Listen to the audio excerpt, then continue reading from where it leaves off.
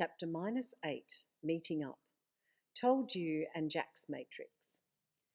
Kay, said Jax, taking the old manuscript and turning to look at the eager audience that had packed the observatory.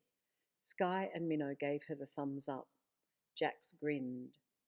Well, then it happened, she said. Solo and his family were exhausted.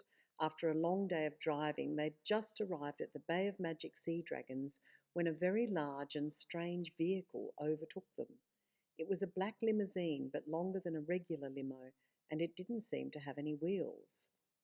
Jack stopped reading from the manuscript and said, actually, much later, Solo told me that he thought our car looked like the Batmobile he'd seen in one of his dad's old comics. At the back and on the sides were huge bat wings, and flames were coming from its exhaust pipes. It was a fantastic beast. Toll laughed. Sure was. You'd better take it from here, said Jax. Toll grinned and continued reading. Whoa, said Bill. Wouldn't mind one of those. Everyone stared at the wild car up ahead and moaned. Nell laughed. So much envy, she said. Hey, they're stopping at the store. Pull up and we can get a good look. I need a few things anyway. Bill pulled alongside the limousine. As he did, two really tall people climbed out of the limo and nodded at him. Nell, Bill and Tilly followed them into the store.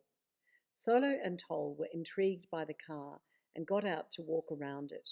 One of the windows glided down and a girl's voice asked, Do you mind?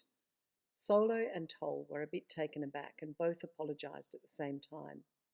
Sorry, they said. Didn't mean to stare, added Solo. The girl nodded and then jumped out. I'm Jax, she said, offering Solo her hand. We're staying here for the summer. Another door opened and a boy stood next to Solo. Escher, he said, offering his hand. Escher had jet black hair and dark green eyes. He was quite a contrast to Solo, who had a shock of spiky blonde hair and eyes so blue that they looked like the sky. Toll put down the manuscript for a moment. As you can see, I'm blonde like Solo, but standing next to Jax on that day, I felt very pale. As you know, Jax has dark eyes and her hair is black and blue. She had it twisted into 4 long plaits, and we were intrigued. Jax laughed. My hair is always in long plaits, she said. I know, said Toll. It's for the story, though. Jax shook her head. Continue, she said. Toll continued reading. After everyone had introduced themselves, Solo suddenly noticed the car's number plate, and his face lit up. Jax and Escher, he asked, and your surname's Matrix? How do you know? Asked Jax. Solo pointed at the number plate, but he was actually remembering the electrifying lighthouse that had appeared to him a few weeks before. Oh, yeah, said Escher. Our dad has a thing for putting our surname on number plates. Solo nodded. So cool, he said. But he told me later his heart was racing 100 miles an hour. Is it a rental? He asked. Yeah, said Escher, but Dad just changes the number plates anyway. You should see our collection at home, said Jax.